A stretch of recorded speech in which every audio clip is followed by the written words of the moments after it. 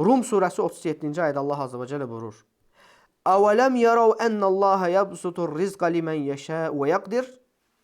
İnnə fi zəlikə lə əyətin liqovmin yu'minun. Məgər onlar Allahın bəzi kəslərə bol ruzi verdiyini, bəzi kəslərə də ruzini azaltdığını görmürlərmi? Həqiqətən bunda iman gətirənlər üçün ibrətlər var. Burada bax, görmürlərmi deyir. Yəni görürsən, sən bunu fakt görürsən. Allah bəzisinə bol ruzi verir, bəzisinə az ruzi verir. Və burada ibrətlər var. Və digər ayədə Zumər surəsi 52-ci ayədə Əvələm ya'ləmu ənəllaha yabsutur rizqa limən yəşə və yaqdir. İnnə fi zəlikə lə əyətin liqovmin yu'minun. Məgər onlar bilmirlərmi? Bayaq bundan öncəki ayədə görmürlərmi? Digəri lap görməsən də bilmirlərmi onlar ki, Allah istədiyinin ruzisini bol edir, istədiyinin ruzisini az edir. Bunda həqiqətən düşünən qövmlər üçün, düşünən insanlar üçün ibrətlər var. Digər ayədə, Səbə surəsi 36-cı ayədə Qul innə rabbi yəbsutur rizqa limən yəşə və yaqdir. De ki, deyir, Rəbbim istədiyinə bol ruzi verir, istədiyin də ruzisini azaldır. Səba surəsi 39-cu ayə. Qul innə rabbi yabsutur rizqa limən yəşə'u min ibadihi və yaqdiru ləh. De, Rəbbim qullarından istədiyinin ruzisini bol edir, istədiyin də ruzisini az edir. Amma hər bir halda nə edir? Hamısını ruziləndirir. Hamısını ruziləndirir Allah azza və cəllə. Bu mənalıdır, ayələr çoxdur. Ruziləndirən də Allahdır, verən də Allahdır, alan da Allahdır, izzətləndirən də Allahdır, alçaldan da Allahdır. Zəlil eləyən də Allahdır, zəngin eləyən də Allahdır, kasıb eləyən. Hamısı Allahın əlindədir, onun heç bir şəriki yoxdur. Bu işlərdə, bax, məsələnin kökü budur. Bu işlərdə, hamısında Allahın heç bir şəriki yoxdur. Necə ki, uluhiyyətdə, yəni ibadətdə Allahın şəriki yoxdur, ibadət yalnız Allaha olmalıdır. Eyni zamanda bax, bu da rububiyyətə aid olan məsələlərdir. Ruziləndirmək, zəngin etmək, kasıb etmək, ucaltmaq, alçaltmaq, izzətləndirmək. Hamısı Allahın əlindədir və Allahın bu işlərdə heç bir şəriki yoxdur. Belə olanda nə edir insan? Ancaq Allaha yönəlməlidir.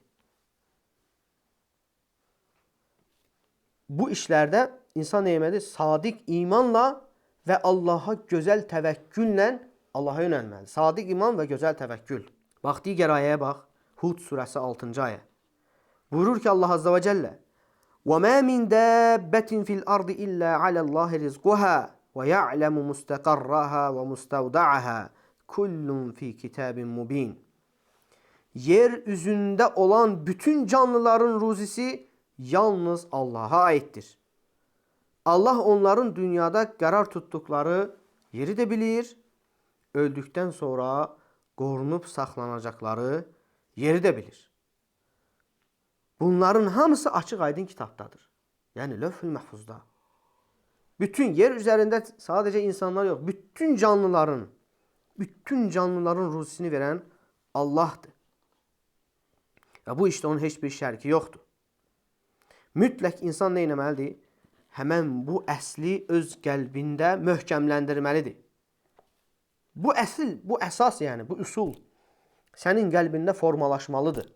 Məni ruziləndirən Allahdır. Hər bir şey, qarışqanı da, qarğanı da, qartalı da, şiri də, ceyranı da, hamısını, dənizin dibindəki balıqları da, o dərin, əngin meşələrdə, ormanlarda olan o heyvan, hər tərəf heyvanlarla, canlılarla doludur. Hamısı ruzilənir. Hamısını Allah ruziləndirir.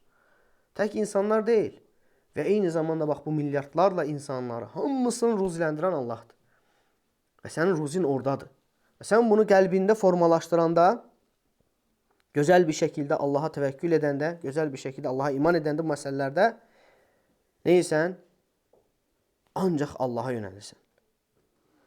Artıq belə olanda heç bir məxluqun qarşısında sən zəlillik göstərmirsən. Hər hansı bir dünyanın o tör-töküntülərini əldə etməkdən ötürü, hər hansı bir məxluqun qarşısında zəlillik göstərmirsən. Göstərəcəksən, o zəlilliyi Ancaq Allahın qarşısında. Ancaq Allahın qarşısında zəlil olursan. Çünki o məxluqlar istəsə sənə heç bir Allahın yazdığından bir şey artıranmazlar. Bütün hamısı cəm olsa. Və ya hamısı cəm olsa ki, sənə hər hansı bir gələn nemətin qarşısını alsın, heç bir bunu eləyə bilməz. Ona görə, niyə görə də sən Allahdan başqasının qarşısında zəlil olasan ki? Dünyanın və dünya malına tör-töküntüdür. Niyə? Nəticə etibarilə həqiqətən də elədir də, qardaşlar. Nə qədər əzəmətli səndə dünya neymətli olsa da, vaxt keçir, illər keçir, 50 il, 100 il, lap 200 il, 500 il, baxırsan ki, tör-töküntüdür. Sürüyüb tökürlər hansısa bir dərəyə, hansısa bir təbi üstünü də örtürlər bəlkə. Ki, yəni, görsənməsin. Tör-töküntüdür hamısı. Bundan ötürü insanlar nə edir? Yəni, harama can atırlar, zülmə, kimisə malını qəsb etmək və s. Haramlar, hansısa məxluqun qarşısında zəlillik göstərmək ki, hər hansı bir otur dünya malının tör-töküntüsündə nəsə bu da əldə eləsin. Dəyərmi? Yox. Verəcəksə də sənə həmin o neymətlərdən hər hansı birisini yenə də Allahdır verən. Ona görə qarşısında zəlil olmalı olduğun Allah Azza və Cəllədir. Və eyni zamanda şeyx buyurur ki, bax, bununla yanaşı kim Allaha haqqı ilə təvəkkül edərsə, Allaha yönələrsə, Allah Azza və Cəllə ona ruzi qapılarını açar, asanlaşdırar, müvəffəq eləyər. Bax, necə ki, Talaq surəsi 2-3 ayələrində Allah Azza və Cəllə buyurur ki, وَمَنْ يَتَّقِ اللّٰهَ يَجْعَلْ لَهُ مَخْرَجًا Kim Allaha qarşı təqva olarsa, Allah ona çıxış yolları göstərər. Hər bir sıxıntıdan çıxış yolu açar onun üçün. وَيَرْزُقْهُ مِنْ حَيْثُ لَا يَحْتَسِبْ Heç gözləmədiyi yerdən onu ruziləndirər. وَمَنْ يَتَوَكَّلَ عَلَى اللّٰهِ فَهُوَ حَسْبُهُ Kim Allaha təvəkkül edərsə, Allah ona kifayət edər. Bax, Peyğəmbər sallallahu aleyhi və səlləm də belə buyurur. لَوْ أَنَّكُمْ كُنْتُمْ تَوَكَّلُونَ عَلَى اللّٰهِ حَقَّ تَوَكُّلِهِ لَرُزِقْتُمْ كَمَا يَرْزُقُ الطَّيْرُ تَغْدُو خِمَاصًا وَتَرُوحُ بِطَانًا Əgər siz Allaha haqqı ilə təvəkkül etsəydiniz və ya Allaha haqqı ilə təvəkkül etsəniz, Allah Azza və Cəllə quşu ruziləndirdiyi kimi sizi ruziləndirər. Quş deyir, qarnı ac çıxır, qarnı boş çıxır, qarnı tox qayıdır. Bu da İmam Tirmizi və İbn Macə rəvayət edib və Şeyx Albani səhihləşdirib bu hədisi. Və bu məqamda İslam təvəkkülə, Allaha etimada, ümidə, Allaha güvənməyə yönəldir. Bu sənin mənəvi tərəfi, qəlbdə olan tərəfi, qəlbdə olan hissəsi. Qəlbivi Allaha bağlamalısan. Bilirsən ki, ruziləndirən Allahdır. Təvəkkülü eləməsən. Amma bununla yanaşı İslam səni işə də yönəldir, əmələ də yönəldir. O ruzini əldə etməkdən ötürü səbəblərə də yönəldir. Necə ki, Peyğəmbər sallallahu aleyhi ve sellem quşu misal çəkdi. Amma quşun yuvadan uçmasını da bildirdi. Səbəb olaraq quş yuvasından uçur və ruzinin dalınca gedir. Və Allah Azza və Cəllə onu ruziləndirir özünə uyğun bir şəkildə. Və insanların da özünə uyğun bir şəkildə səbəblərdən tutması bu məqamda vacibdir və şəriətimiz ona yönəldir. Baxın, Mülk surəsi 15-ci ayədə Allah Azza və Cəllə buyurur ki, فَمْشُوا فِي مَنَاكِبِهَا وَكُلُوا مِنْ رِزْقِهِ وَإِلَيْهِ النُّشُورِ Onun qoynunda deyir, yəni yeri nəzərdə tutur, yeri buyurur Allah Azza və Cəllə, yer üzərində deyir. Yer üzərində, onun ərazilərində, yaylalarında və s. Gəzin və Allahın sizə bəxş etdiyi ruzisindən yeyin. Qayıdış da onadır. Yəni bax, həmən o ruzi dalınca çıxmaq nədir? Səbəbdir. Allahın ayırdığı o pak ruzini əldə etməkdən ötürü nədir? Səbəbdir. Və həmçinin Allah Azza və Cəllə Cümə surəsi 10-cu ayədə buyurur. فَإِذَا قُضِيَتِ الصَّلَاةُ فَانْتَشِرُوا فِي الْأَرْضِ وَابْتَغُوا مِنْ فَضْلِ اللّٰهِ Namaz qurtardıqdan sonra yer üzünə dağılışıb Allahın lütfündən, ruzisindən axtarın. Yəni cümə namazından sonra. Burada söhbət cümə namazından gedir. Yəni əvvəldə gəlmişdi ki, cümə namazına nida edildi, cümə günü namaza nida edildiyi zaman alışverişi buraxın, namaza dələsin. Desəniz bu sizin üçün daha xeyirlidir, düzdür? Sonra da namaz qurtarandan sonra deyir, dağılışın yer üzərinə. Burada xüsusi olaraq cümə namazına gəlir. Amma bu digər namazlara da aiddir, digər vaxtlara da aiddir. Yəni Allahın sənə vacib etdiyi işləri gördükdən sonra artıq sən ruzi dalınca çıx.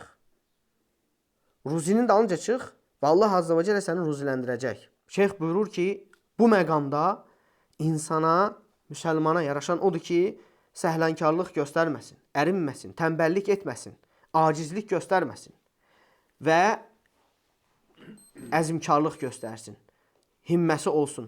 Allahın ruzisini əldə etməyə çalışsın. Az malı olsa belə, ona qani olsa, qənaətkarlıq göstərsə, Allah onu çoxaldar, Allah ona bərəkət verər. Və hətta belə məqamda Peyğəmbər sallallahu aleyhi və səlləm güclü bir adamın, qüvvətli bir adamın sədəqə istəməsini belə qadağan eləyib. Bax, bir gün Peyğəmbər sallallahu aleyhi və səlləm sədəqə malından paylayarkən 2 dənə kişi gəlir. Ənsardan 2 dənə kişi gəlir və onlar güclü, qüvvətli kişilər olur. Və Peyğəmbər sallallahu aleyhi və səlləm başını qaldırır, onlara baxır. Deyir ki, İn şi'tumə a'taytukumə. İstəyərsinizsə mən sizə verərəm. İstəyirsə mən sizə verərəm bu sədəqə malından. Və la tehillu lil gani və la li qaviyyin muktəsib. Amma deyir, zəngin üçün və güclü olub ruzi qazanma iqtidarında olan üçün bu halal deyil. İstəsə də verərəm deyir. Bax, tərbiyələndirir gözəl bir şəkildə. Nə acılamadı, nə onları təhqir etmədi. Amma gözəl bir istiqamət verdi. Yəni ki, sizin gücünüz var, qazanma, bədəninizlə o qazanma imkanınız var. Və həmçinin zənginə. Bax, biz bunları hamısını cəm edəndə görürük ki, İslam nə edir? İnsanı, qulu geri qalmağa, səhlənkarlıq göstərməyə, tənbəllik göstərməyə deyil, əksinə Allaha imanla, Allaha güvənlə, təvəkküllə, ümidlə, eyni zamanda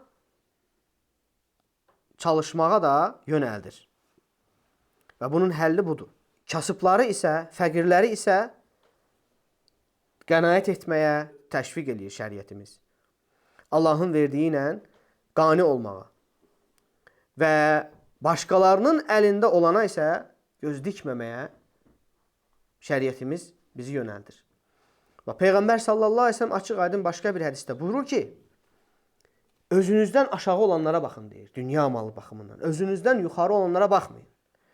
Bu deyir sizin, yəni özünüzdən aşağı olanlara baxmağınız, Allahın sizə verdiyi neyməti xor görməməyinizə deyir, səbəbdir. Xor görməməyiniz üçün daha uyğundur yəni. Özündən yuxarı baxsan hər dəfə ən zəngini belə özündən yuxarılara baxıb bir şey özündən zənginliğini görəcək.